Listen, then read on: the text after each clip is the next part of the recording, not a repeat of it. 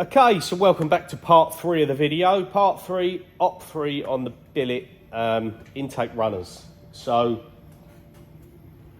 I'm still in the vices. I'm not on the 4th axis yet.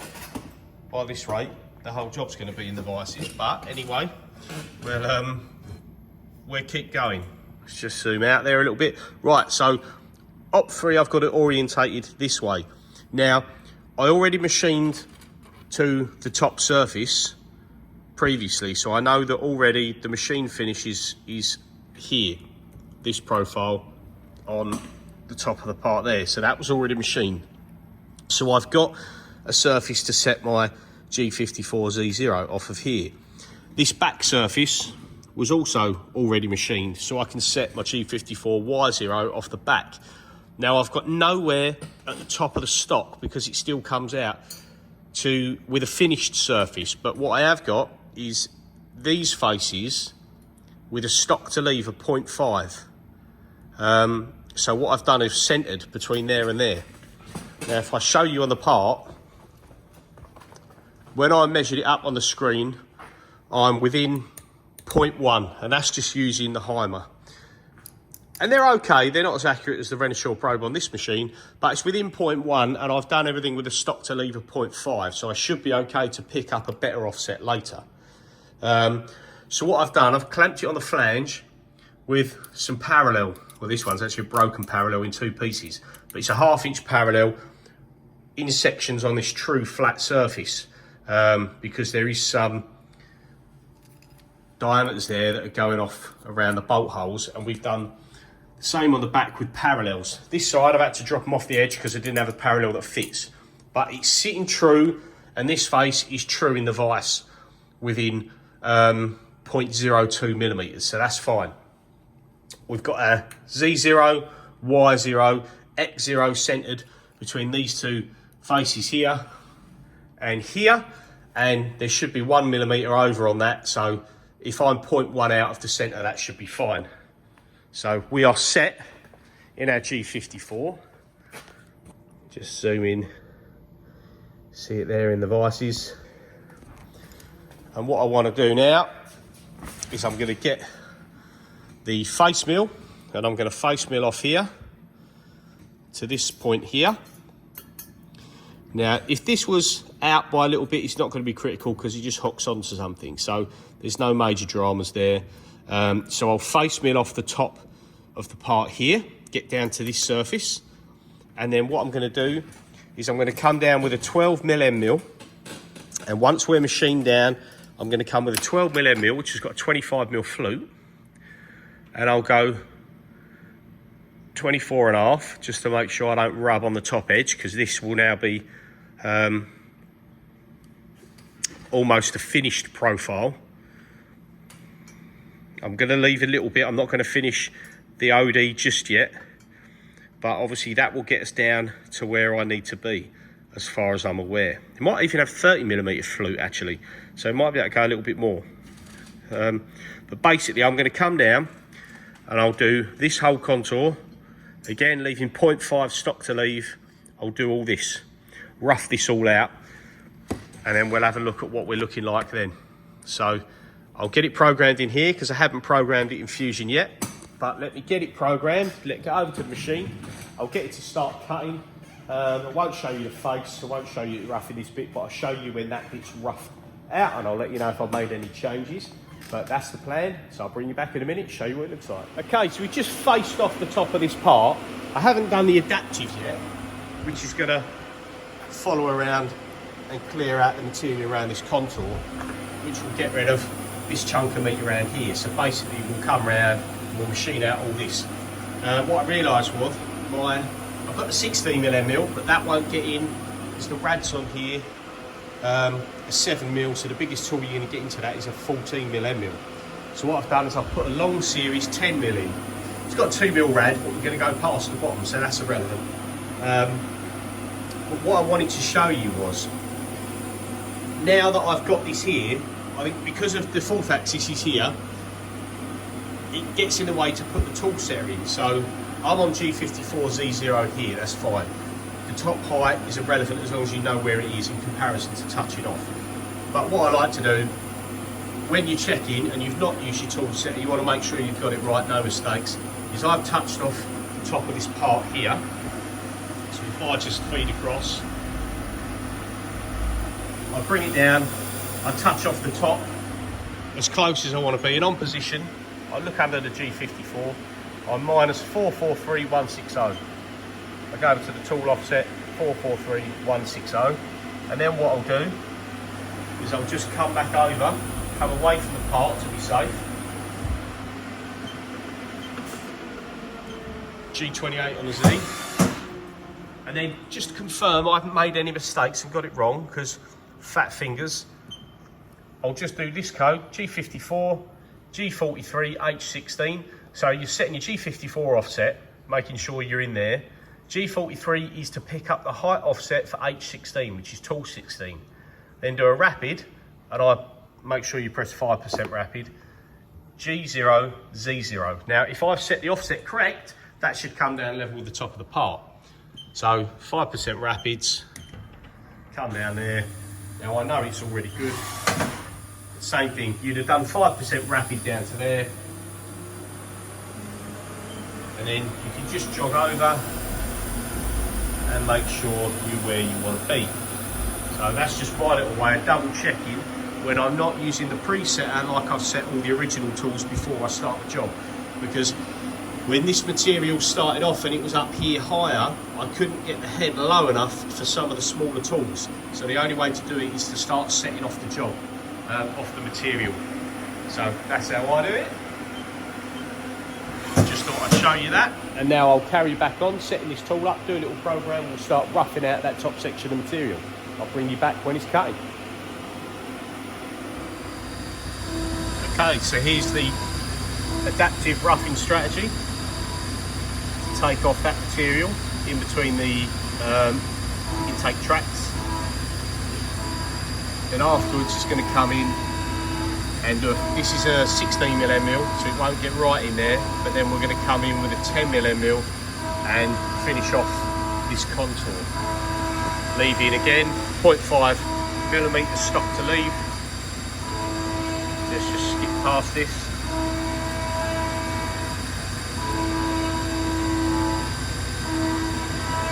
See, it's going to finish everything up there. Slow feed rate, I think we're 250mm a minute. I don't want it rattling around.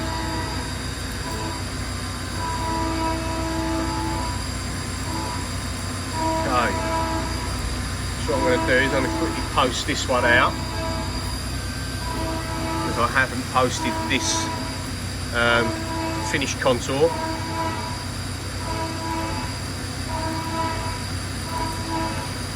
Just transfer this onto there quickly. Save everything. Take our USB. See, we're roughing it all out there.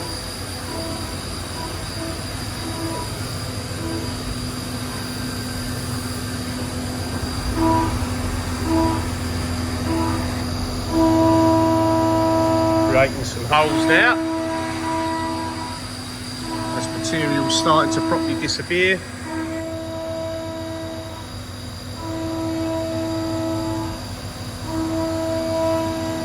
This was only, it was an 8-minute cycle. So there's only 8 minutes on there.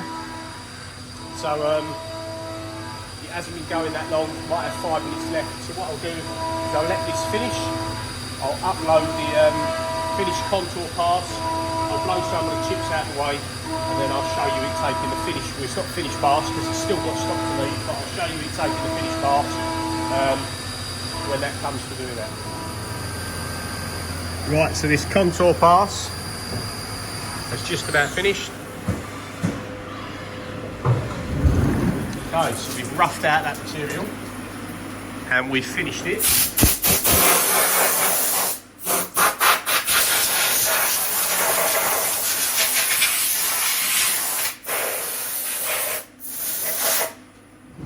Starting to get the finished look almost. for the shape. Right, so we come around here with a 16mm mill, roughed out all that chunk of material, zoom out a bit, all that chunk of material that was here. Then we come back in with a 10mm, 40mm flute, which is this one. It has got a 2mm rad on it, but that's just because all I've got. Didn't need a 2mm rad on it. And then we've just done a finish so that we can get in these radius here, which is 7mm. So obviously the 16mm wouldn't quite touch it. Now, sometimes you get away with that and you don't notice it until you go to do a chamfer, and the chamfer will follow the true rad, and the tool, if it's too big, has missed the corner, and you end up with a chamfer that doesn't follow the contour, and that's when you notice it afterwards, by which time it's too late to go back. So let's get the other part quickly.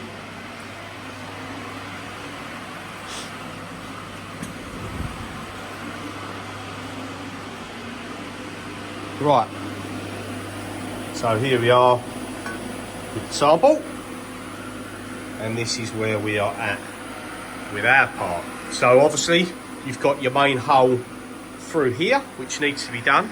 Now what I think I'm going to do, whilst I'm here,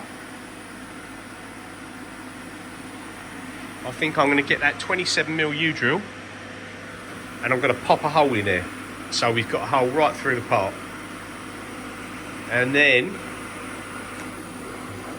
I need a 2mm mill to create this O-ring seal, or O-ring groove, shall I say. And then I need to come in with that side cutter that I showed you previously in the other video and do this slot. And if I can get that done, then from this side, currently we're finished, because I'm not going to finish these bores.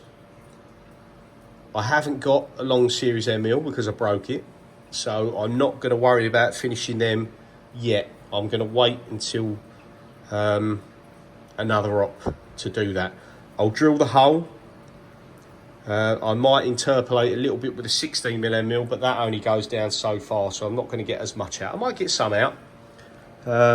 We'll see. So yeah, I'll program it to drill the holes, do the 5 holes, do this contour, do these, and maybe rough this out.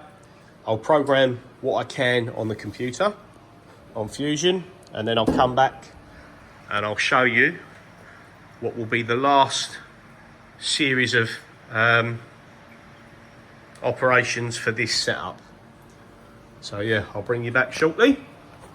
Fingers crossed, so far so good. Going well, I think.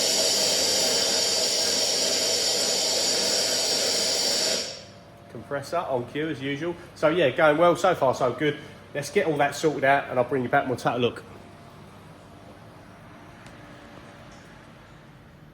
So I was just about to set up that last op, was saying about the O-ring grooves, 2mm O-ring grooves, and the tooling that I was waiting for. I was looking through the tools trying to find an old 2mm mill, and I couldn't find a good one. And the tooling, it's Saturday and it just arrived. So this is the replacement end mill, and I realised I'd stepped it up, beefed it up to a 20mm. So this is the 20mm carbide end mill that I bought. Now we'll have to see how good that works. Obviously it's going to be a little bit stronger being 20mm rather than 16, as per the one that I broke. It's not going to be as good quality because the other one was super duper anti-vibration, this, that and the other, but again, this is a quarter of the price. So this one was £105. I bought 5 6mm mills because I need them for something else. They're pretty cheap. The 6 mils, £6 each, and then the 2mm mills, which is what I want for this upcoming operation here. Let's have a little look. These are all just cheap. It's like the import tooling, you know. All the brands sell it. It's just comes in a different pack. So it's a 4mm shank. I think it's got 8mm flute length, and these are 2 flute slot cutters. So that's what I'm going to go around and do them O-ring grooves with. So yeah, just thought I'd show you that when the tools turn up. So let's get them put in, get it set up and get it running. Right, so we've just done the 2mm O-ring grooves in the top.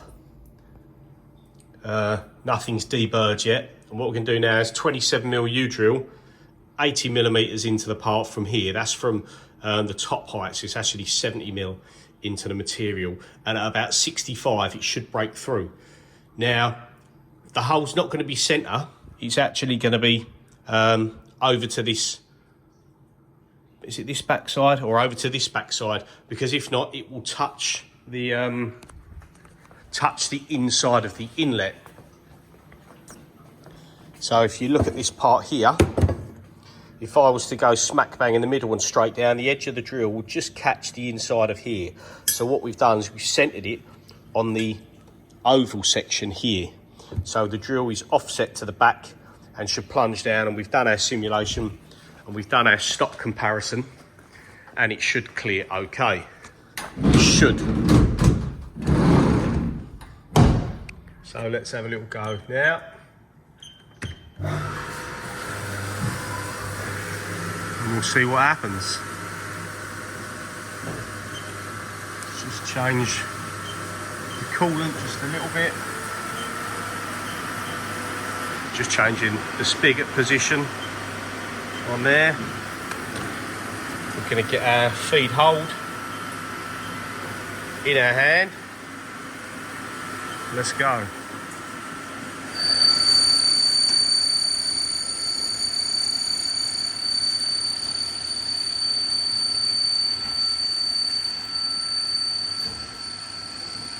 I'm going to move that coolant on the next one. Nearly there. Right, we'll let it move over. I'm going to stop there. I'm going to stop the spindle. I'm going to move them down, ready for the next one. And as you can see, it's a bit dark, but that has gone all the way through and hopefully not touched the wall anywhere. It's making good chips.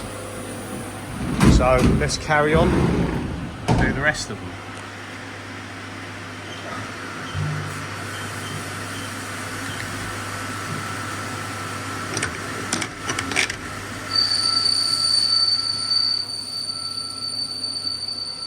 It's always better to watch from this side because you don't have to worry about the coolant.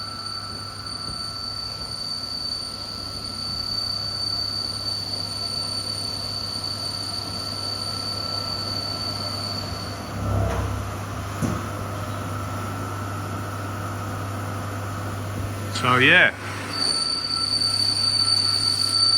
while that's cutting them last couple, I'm going to go start on the slotting section on the back.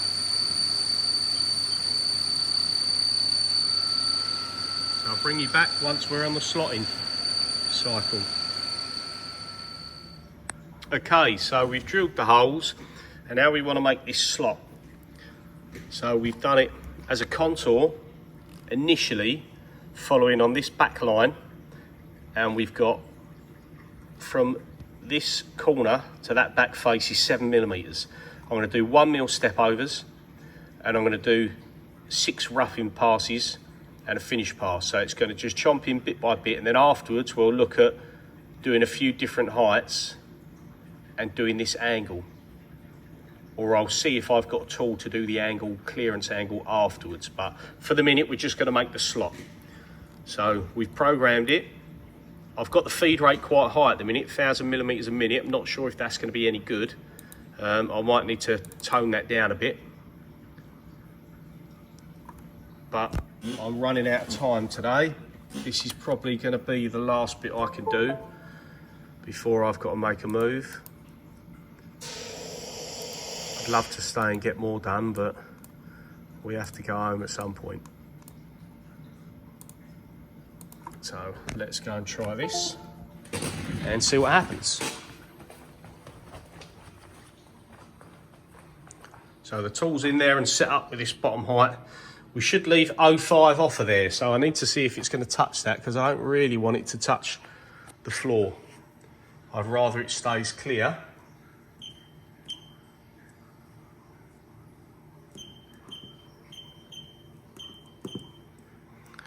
Just load up the program. And once again, I'll shut that for a second. 5%. And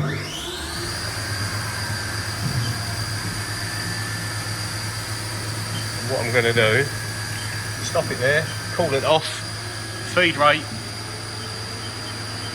right down to 10%. Let's just get my glasses. I got a bit of metal in my eye the other day. I had to go to the hospital, get it taken out. It wasn't from the machining, it was from the fabrication, doing some grinding. And I want to see, obviously I'll see if it touches the floor before it even gets there.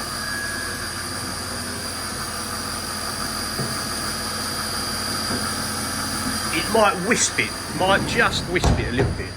So what we'll do is we'll turn the coolant back on and we're going to go at 50% feed rate, so 500 millimetres a minute, and I'll see how we get on.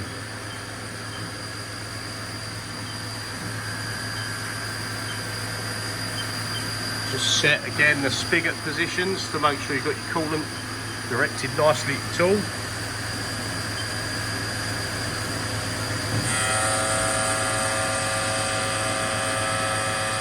Sounds okay.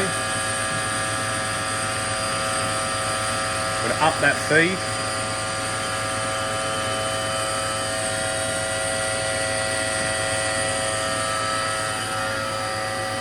It's only a small cutter, there's no load on it.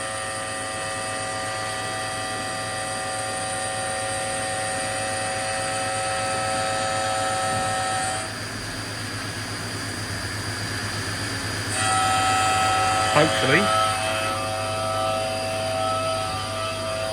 that's going to be okay.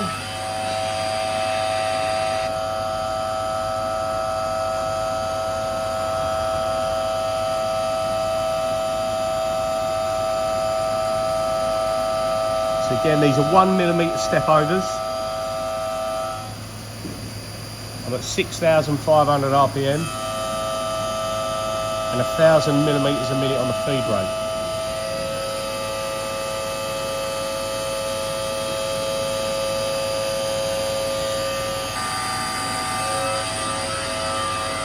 So this is about a 4-minute cycle.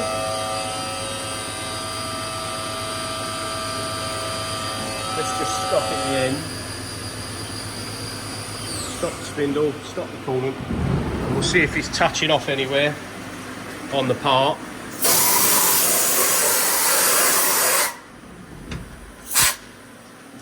Which it isn't, so that's good. So we'll carry that on.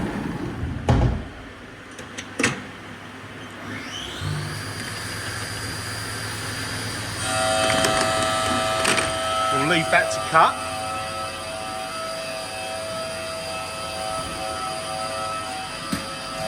And then back over in Fusion. I might rough out with that, in which case I'd have to program it on this contour with stop to leave, or do I wait until I can orientate it on the fault axis to see if I can get clearance in a tool coming off the Z parallel with this? I don't know if I'll have the clearance. But for today, that slot is going to be all I can do. So yeah, I hope you're enjoying the videos. There's been a few comments on the first one. Op 1, which is loaded at the minute. I haven't uploaded Op 2, but obviously at this point you know Op 2 is done, and by the time you watch this, it would have been on there as well.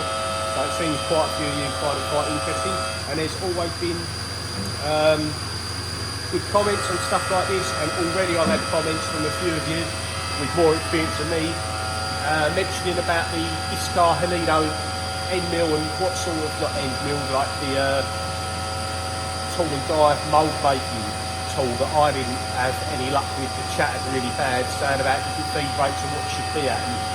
And looking at the feed rates in the comments, I just don't think it's going to suit on this aluminium, this part with that stick out. It just seems that it's going to rattle anyway. So, but yeah, it's good to have the comments. Glad you're liking what we're doing and the content that I'm going to give you. If there's anything else you want to see, then let me know.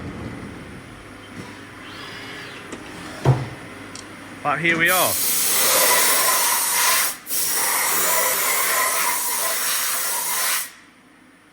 Little look here, where we're at.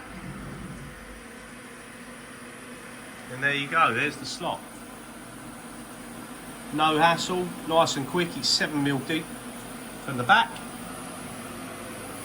Obviously no dramas with the tool.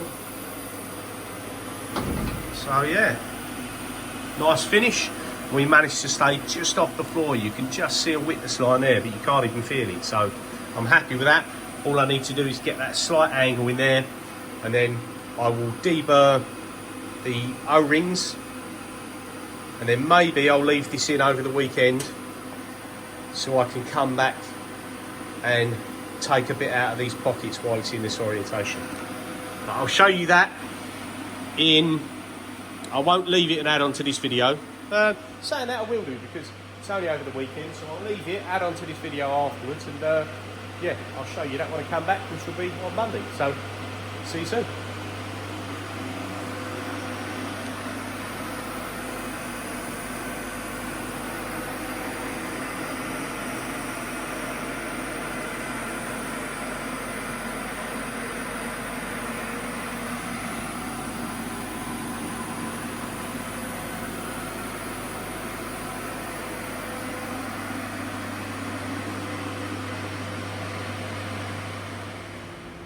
Okay, so while we're on this op 3 and we're still in the vices, I want to take some of the material out of the middle of this. So I'm going to leave 0.5 stop to leave, like I have in the rest of the program, and we're going to use the replacement tool that I bought, which is a 20mm carbide end mill, 75mm flute, and we're basically going to use the 3D contour, picking this top contour here, and we'll just basically helix down all the way to a minus 75mm of stock. Actually, just thinking that, what we can do, if we edit this, because I've got it as minus 75mm from the top, but that can be minus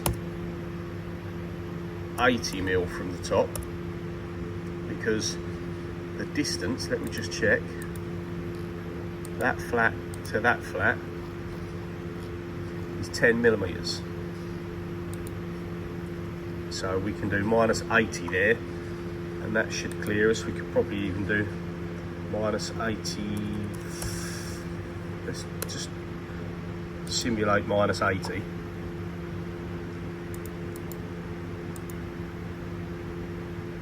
Simulation is quite slow because we're doing it with the in-process stock from previous operations, so it takes a while. And this is a decent laptop, to be fair, but it still takes a while to process. And when you get this deep into it, this does struggle a little bit. Probably be better off with a better computer, but I can't upgrade this laptop, and this was as much money as I could spend when I bought one. This is an HP ZBook, 17-inch screen ZBook. It's good. I think it was about £1,000 second hand plus that, but yeah, it's really good, but it still struggles sometimes when you get right into stuff.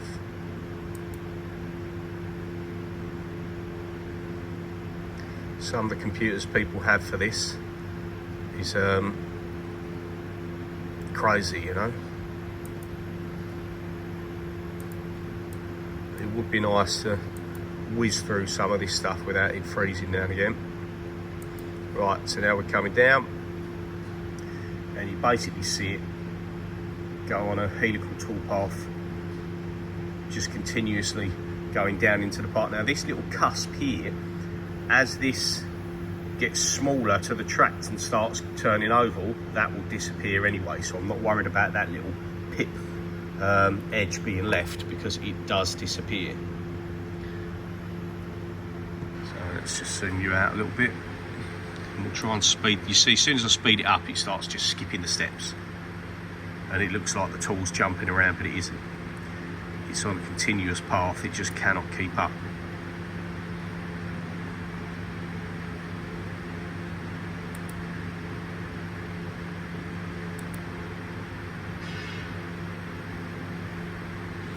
You can check over your positions where you're at. So we're at minus 60 nearly.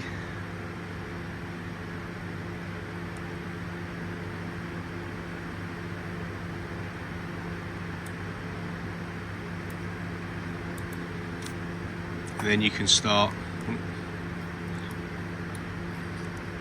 double checking the clearance on your holder to here. As long as you've put the correct length in under holder, you'll know what you're going to clear there.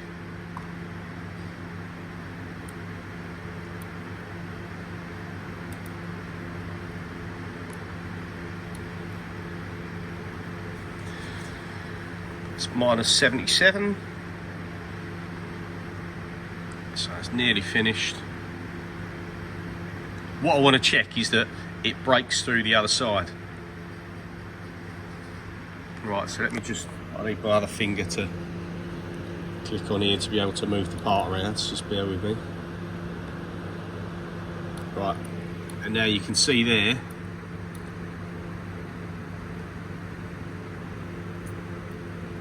that we've got a breakthrough completely to the other side. Now it's showing that we've got a bit of a step over here. Now I'm not sure why that would be. So I'm not sure why we'd have that step there. Let me look at the other bit. Apologies for the bad camera, but I have to have a finger on this to be able to move the model around. So let's have a look from the other side.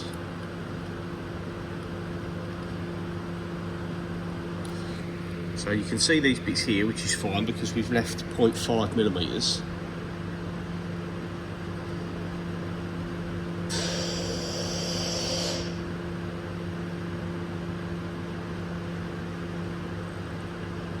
But in theory, if we've left 0.5, that little cusp, it's not really a cusp, is it? But that little ledge that's showing should be out here a little bit.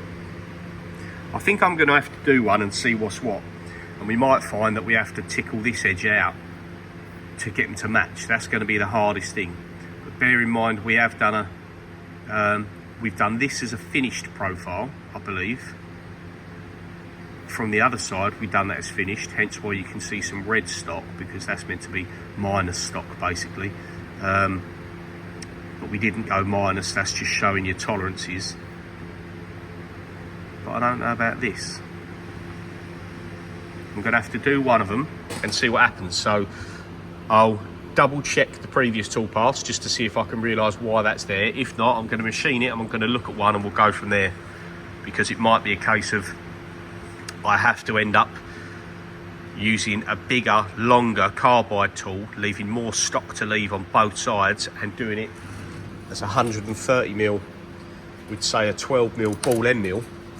And I might have to come all the way down into the part, right down till I get to the bottom on one side, just to make sure there's absolutely no tool marks at all. But that's going to be the difficult thing. See, you can see that they've gone down over 3/4 of the way with one ball nose tool, and then you can see their step marks. So it looks like they did go further, but then they had their slight mismatch. But to be fair, you could hand polish that out afterwards. But that's going to be a bit of trial and error because you want to make sure that meets up. And I could leave that till after, but I'd like to get all this material out first because there's quite a lot of material in there to get rid of. I may increase the stock to leave until that disappears and then worry about it afterwards. So yeah. Let me have a play around with this and then we'll get one of them done on the machine and I'll show you what it ends up like. Right, so I quickly realised why we're seeing this bit of material here. And what it is, obviously when we're looking down from the main port or main inlet tract side, so this will be the plenum side and the oval side is the cylinder head side. I thought that was flat against there. So one side was at least a dead straight wall, but it isn't, it's got a ramp to it. So of course when this helical's down in 3D, it's not a ball nose tool, so it can't step over, it's not going to step over like that to reach it. So it's always going to come out and leave this step because it can't get to it. Same with a bit on the sides, it's not quite going to get that profile shape. So that's when we might end up on the 4th axis, and you might end up just, if you see, if we was to just tip it at an angle there, then we could use the ball nose and come all the way down and get this. So my 0.5 stock to leave should be fine, and we're going to have fun and games trying to clear this and make a nice match at the end of it. But we did this contour from the cylinder head side, and we done it 70mm deep, and that is where we did a finished contour, no stock to leave. So this is what we're going to match up with. We don't want to take anything out of this, we just need to work out at what depth from this flange, this face, it actually meets this bit, because we went 70mm deep, and obviously this is, excuse me, this is not straight walled here. 70mm, it comes, and then if you imagine it coming up, it comes and then it starts to curve outwards. So I need to work out at what point that starts to curve. So what I can do with that, I can get the part, I'll create a sketch and I'll open it up, because yeah, even though this looks straight, the inside doesn't follow the outside profile. There's about 0.2 degree angle on that, if I remember right. So what we'll have to do is we'll create a sketch, we'll look on the inside and we'll see what curvature this has, basically exaggerated, coming out like that. And we'll work out at what point it finishes dead straight, and wherever that point is where I need to get to, down to here with the ball nose. So at least I know where it's going, and it's not so much a mismatch of the part and where I've done the offsets, it's just how the part is, and I need to work with that. So let's get that section machined, we'll have a look what it's like. Okay, so we've just done that on the bore, and now we can see, let's just get a little bit of air in there.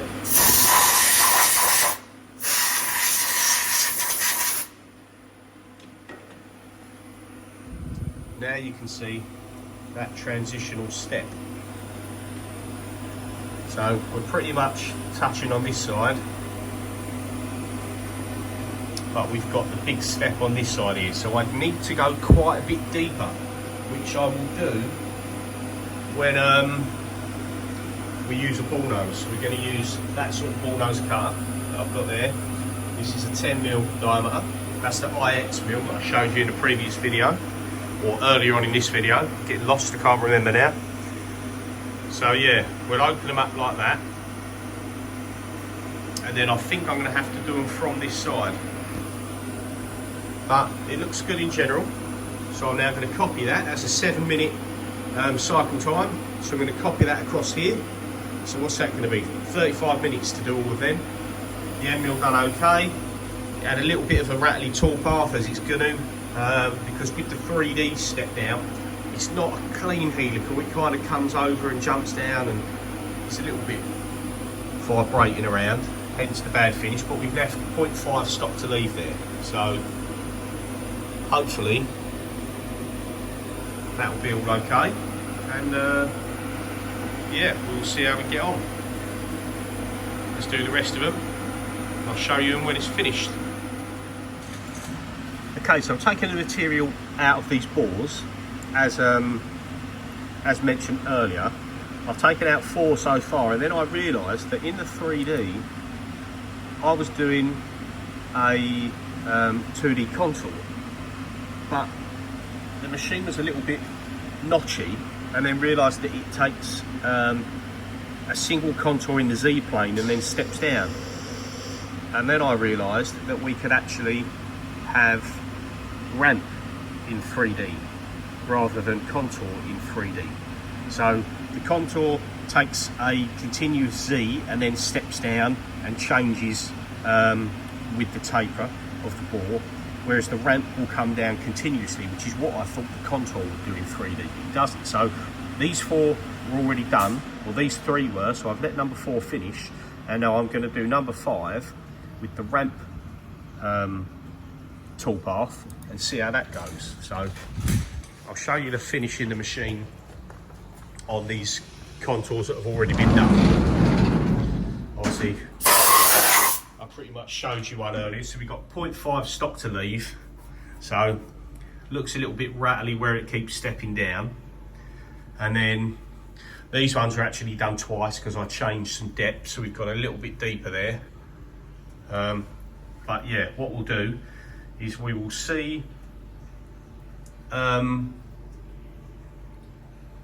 we'll see how this one compares to this one finish wise. So this one is going to be, it's meant to be a continuous spiral down. So the program is in the machine.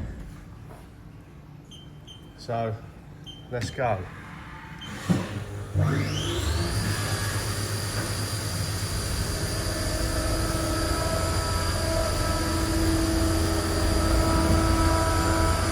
I think this is a 6-minute cycle time, so we'll let that run and we'll have a look what it's like when it's done. But already you can tell the machine is just one continuous smooth path, whereas before it would obviously, it would come around, get to where it wanted, then it was step down, and then you really noticed the jolt on the machine, like you could feel it.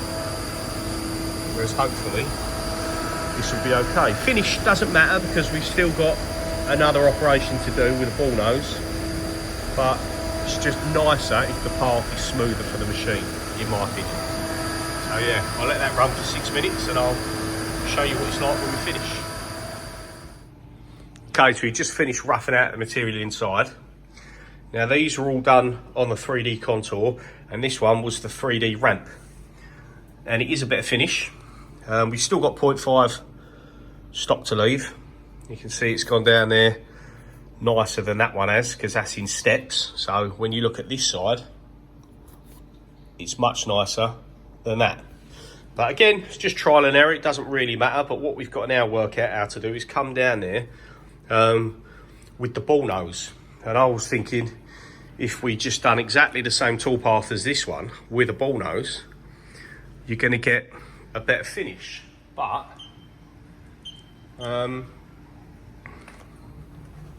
I've just put the same op in there with the 10mm ball nose, and it's doing all these retract moves again. So it's kind of like, I'll tell you what he's doing. Right, I'll tell you what he's doing. If I suppress this, because what it's going to do, it'll always do rest machining. So it's thinking he doesn't need to take anything out the sides for some reason, but I wonder if I suppress that for the minute. If I suppress that one,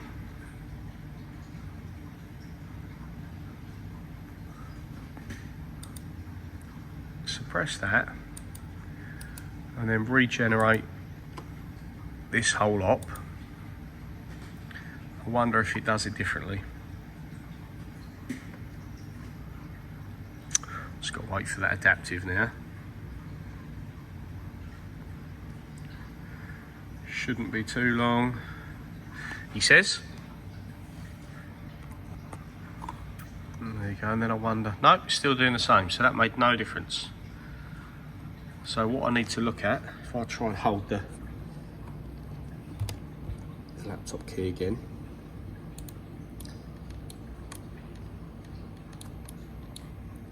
so you can see there, it's not actually doing much on these sides. It's coming, doing some weird old stuff at the sides there.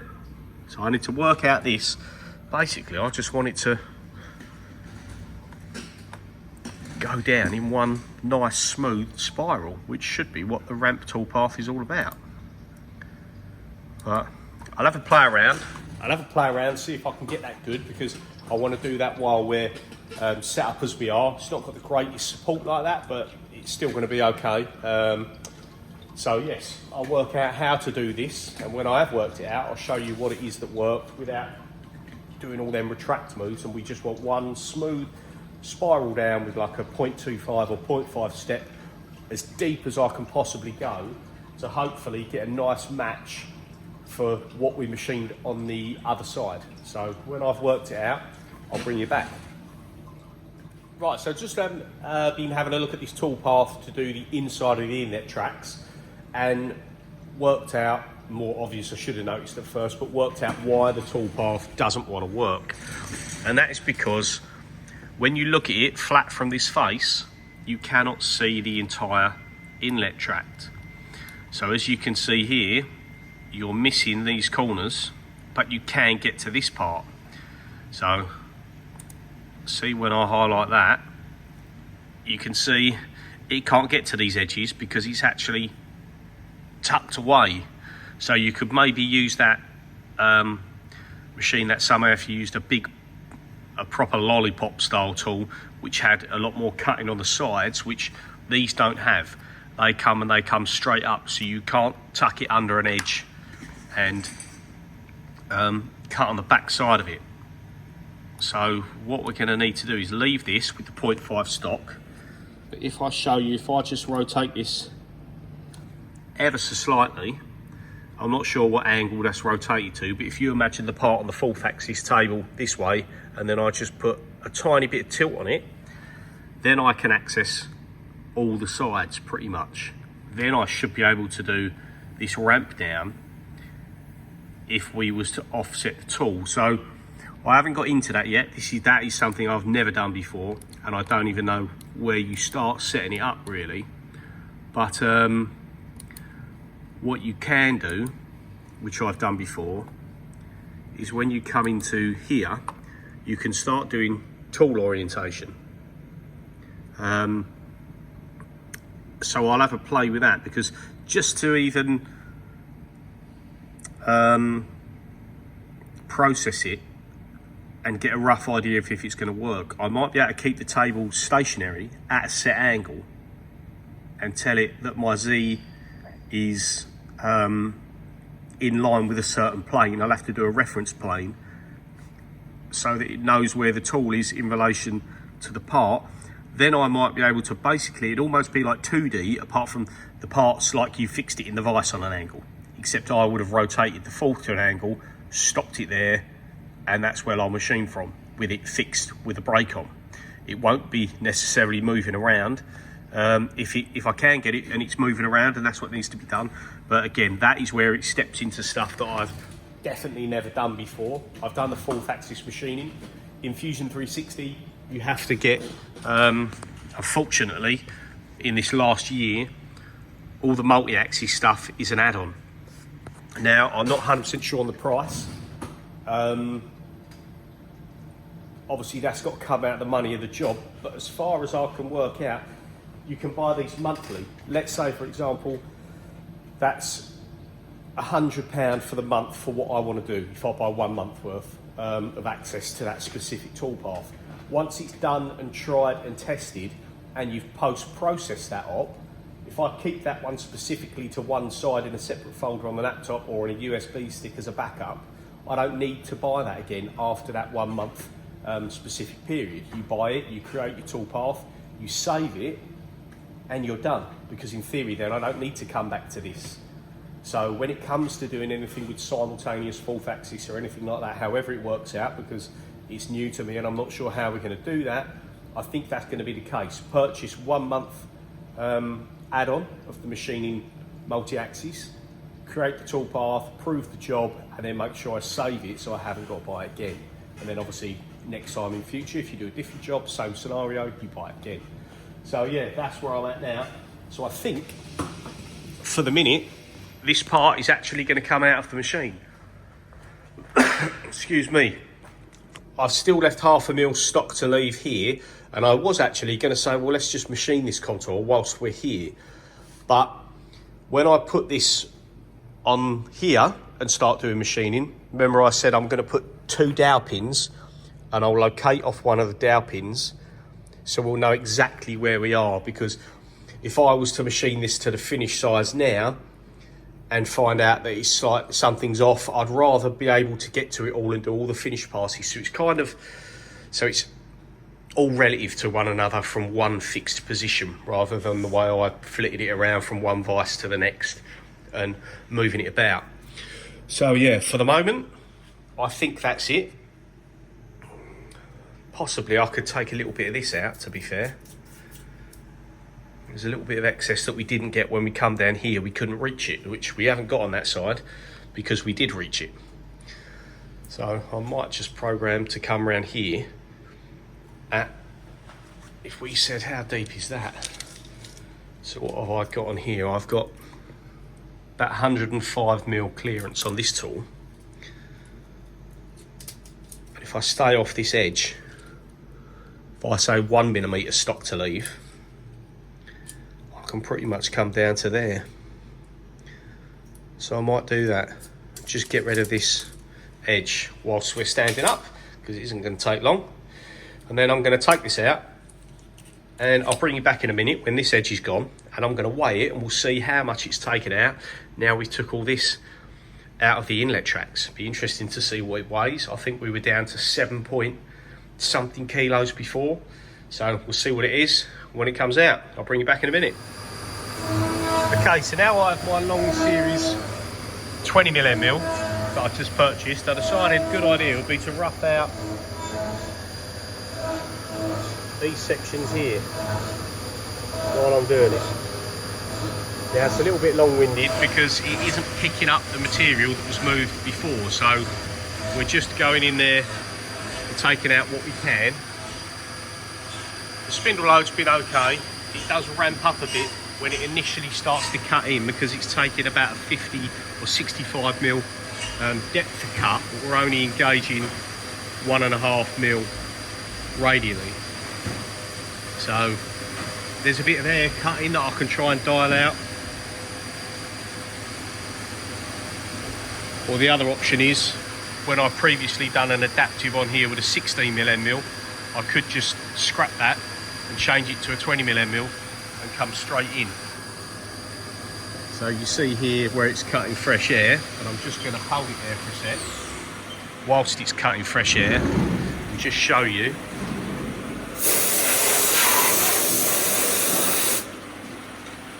So you can see it's taken out the material here, but it's left a nice bit on.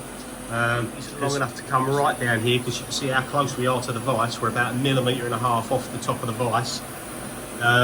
So we didn't want to be rubbing here on the shoulder of the tool. So this was all done with leaving 0.5mm material, and now with this one I'm doing stock to leave of 1mm material. So we're 0.5mm off here when we come in.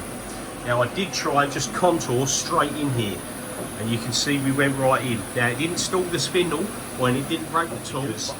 Even though we almost broke through, I've only just bought this for £105, and it's the only one I've got for the minute. It wasn't worth it to add on another 6 minutes of program and do a bit of adaptive fresh air. That's what I prefer to do, so that's what we're doing now. It thinks it's cutting away the material that was here before, but of course it's already gone, and I need to look into that later on and set up the rest of machining so it isn't cutting fresh air. But for the minute, that's where we're at, and that gets rid of the last bit of material that we want to get rid of from this side. So we got a feed rate. It was at 2000, and I'm redoing it at 1200 because it got a little bit fast in the corners, even though I had feed optimization on. I prefer to turn it down. So when you look at it, even though it cuts mostly fresh air, it's only 3 minutes 18. That was at a 2000 millimeters a minute feed rate, which I'm now going to change to 1200. So I'll try and change all them to 1200. Change the other way, 1200. So it changes it from 3 minutes 18 So we've got 5 minutes 24 to rough out, which gets rid of most of it, and then we just do a contour to come all the way around. Again, leaving, I think I changed that to go back to leaving 0.5. No, still leaving 1mm because we needed to keep off of what we'd already done. So basically we're adding on 7.5 minutes really, which is nothing, you know. I'm happy to add on the 7.5 minutes. So you can hear it's just taking slight cuts.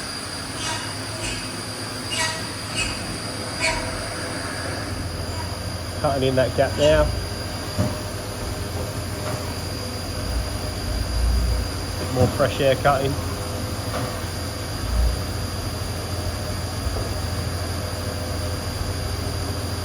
So 7.5 minutes. We could probably cut it down to 4 or 5 if I get rid of the fresh air cutting.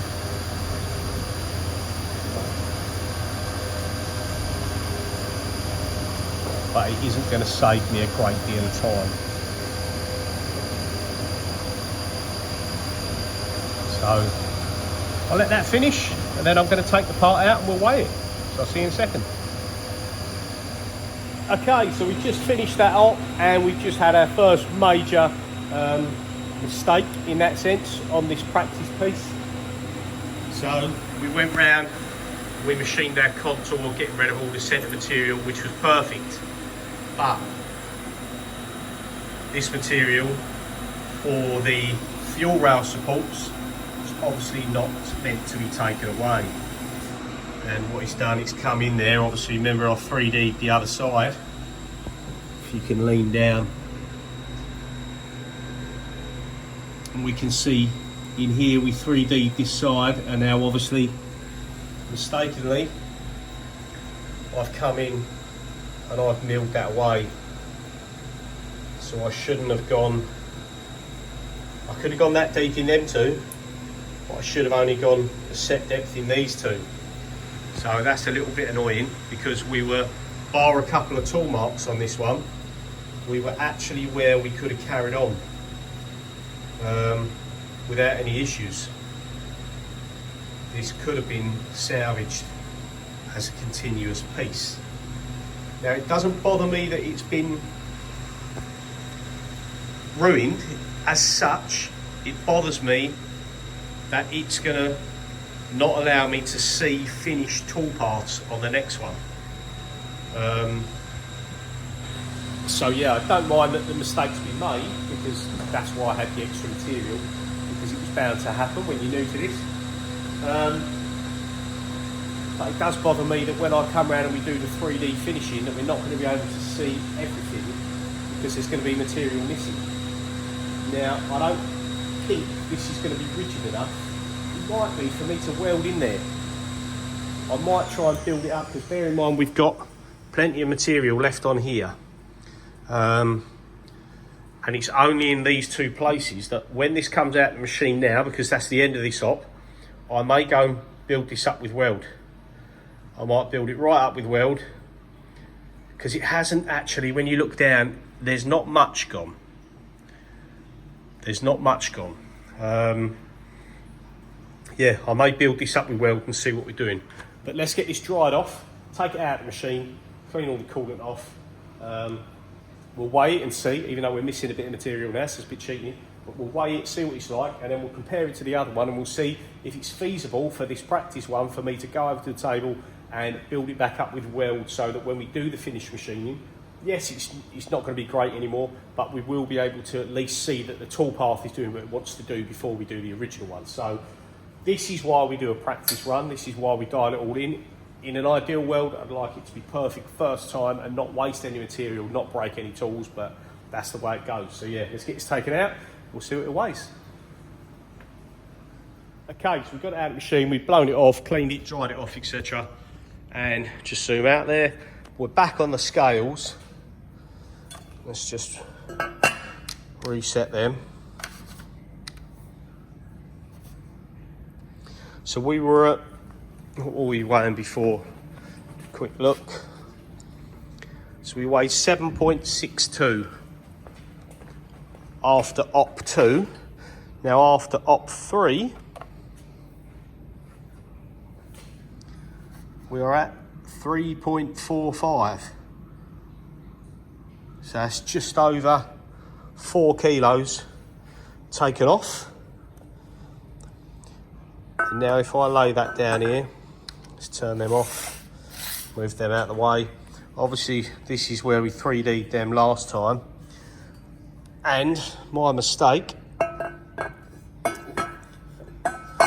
is where we accidentally milled the material off. So that material came up here at an angle and come out to the side there. So let's have a little look as a comparison. So we are, let's face it this way.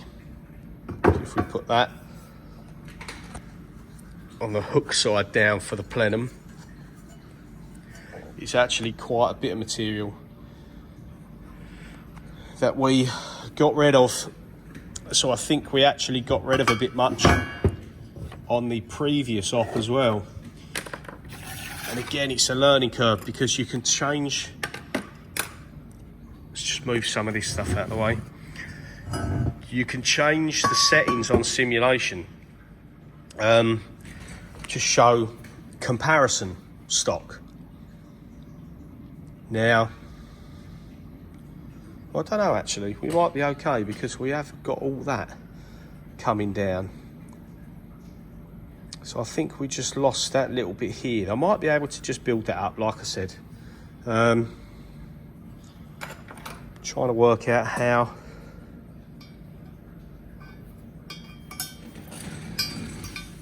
So if we go flat from that flange, you can kind of look through there and see there's a bit more built up. Flat from that flange, so we've got material above there. So yeah, I need to obviously build up everything that's took out from here. So we'll have to see. It's not going to be hard to get in there to weld it up. I just don't want anything else to move around and warp too much. So what do? Do you wait till all this is gone? Because to be fair, it's not going to change too much. And I'm only doing this as a trial and error, so yeah, I might build that back up with weld. But now we've done that, so this is what's left to be done. And again, let me move that stuff out of the way because I don't want to drop the part on the floor. So if we put that there, and this is where we are at. So we've got all this to rough out still. Now I've gone back and I've changed the contour and the adaptive levels here. So whereas before I came all the way down to here and took off what was required, now I've only come down as far as the top of this part. So obviously on the next ones this will still be left intact, so there'll be no issues there. So what I've got to do now is work out what I can do on here, or whether, now this is only 3.5 kilos, I decide to now put this onto the 4th axis trunnion. So I have a bit more moving around, because with this piece here now, this face for the injector seat, or the injector O-rings, this face here runs parallel and it just passes above that. Now what I'm going to look into is how much it would take off if you was to run a face mill down here. And if you can see there, it just takes off a bit of the edge. Now this shape here is purely aesthetic to come down onto here. When this bolts onto the inlet manifold and the M6 thread goes through there, this little scallop doesn't do anything specific. It doesn't clear anything as far as I'm aware, but I will have to double check. In which case, if we could just take, let's get the rule, if we could just take that off there and leave it a nice shape, you could literally run through, you see, right to the back of that shape. You could literally run through there and face off the material in this plane all the way down, all the way across, and get rid of all of that material with an end mill, with a face mill, which would be quite nice because that would be a lot of material removal. So if I put that one next to that one, trying to hold both of them here without dropping them.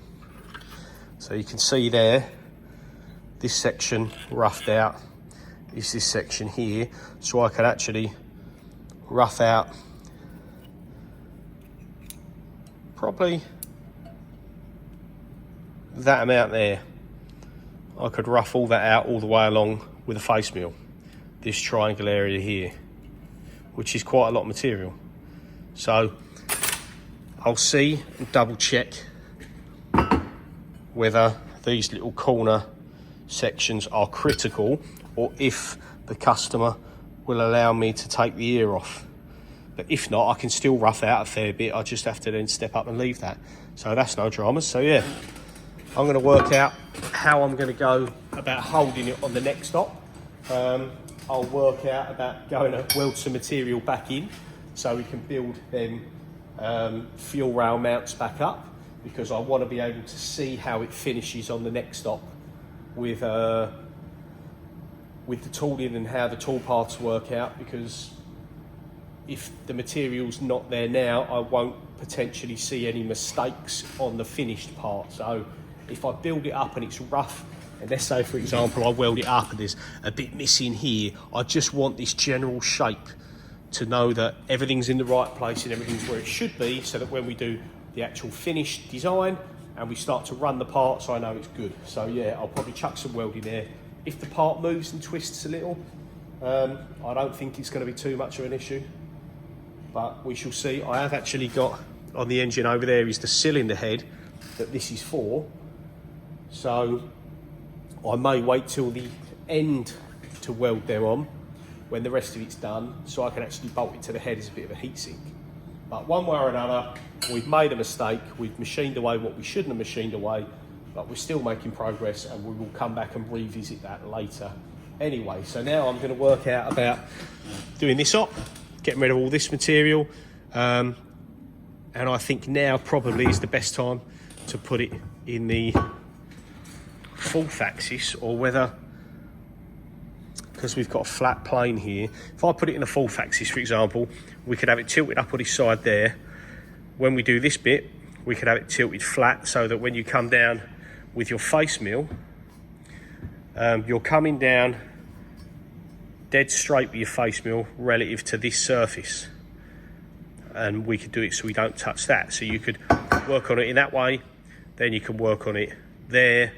Then these planes are actually the same as that. I'm pretty sure, I can check on the drawing, but I'm pretty sure, like if you look at the ruler being parallel to this face here, I'm pretty sure it's the same. So again, you could do that in that plane.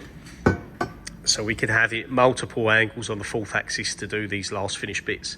Same on here, we've got to put that angle in there. You could do that with a long series 5mm end mill. And then we could have this up at 90 degrees, and we can come in and do these small pockets here. And we can do these profiles, you know, at that angle. Then you can come across the back and do that angle. So I think it's time, he says, that we'll look at doing the fourth axis table. Before we do any of that, we've got to get it fitted to the machine, clean the table off, and then we've got to actually put this bolt pattern here onto the table. And with my version, we've got to put the 2 dowel pins in so that we can locate the part exactly and know where we're working from. So I'll bring you back when we're ready. Okay, so I decided to weld it up before we carry on with the ops. we've got the risk that it's going to warp a little bit, but I thought doing it afterwards, if it's going to warp and I do it towards the end of it, it's going to be even thinner and it's going to have more chance of warping. So I decided to do it now because we haven't really got much to lose, so to speak. Let's just wipe the lens of the camera. So where the material was gone, we've built it all back up there, and we've done the same on this one. Let's just stand it up a bit so you can see there. I think that's going to cover it. I followed like the contour that we'd done 2D from the other side. You might see it better from that side. So let's get something that isn't gonna, I mean, I've got to touch anything. So when we done our 2D profile from above, we come down here and we went round it in a 2D profile, and we done this pocket, this whole pocket area here. So I've basically built back up with weld to match that. Now you can see it come down here a bit, and the same in there, a little burn mark from a touchdown. But yeah, we've built that back up, and this is the very edge face of the 2D contour. So we've got enough weld in there, I think we've got enough weld in there that's going to allow me to do everything I need to do and see the contour that I want to see the contour of when we do the finish for these fuel rail mounts. Now you can't really tell how much it's going to warp by, but I'm lucky that I can just come over here and weld it up while I'm in the middle of other welding jobs, because I'm flitting backwards and forwards doing everything. This is an old second-hand manifold someone needs modified for a BMW race car. Don't know much else about it, but they had a T4 flange on this one, and they've had to go change over to this turbo, which has got a V-band flange, so that had to be cut. Really, they should have gone somewhere to a specialist and had another manifold made, because you just end up with a patchwork quilt in that sense. Very tight for space along here, so we've had to come up, around, out. The fittings stick out the wrong side of the wastegate, so we had to allow clearance. But yeah, while we're doing this up, got the welder, I'm lucky I can come over here and weld up sometimes. The odd mistake. Now this is still roaring hot, but kind of as a guess, we've induced a little bit of rock there, so we're definitely going to have some warpage, but this isn't going to be a sold item. That side is actually big enough that stayed perfect. If we look at that,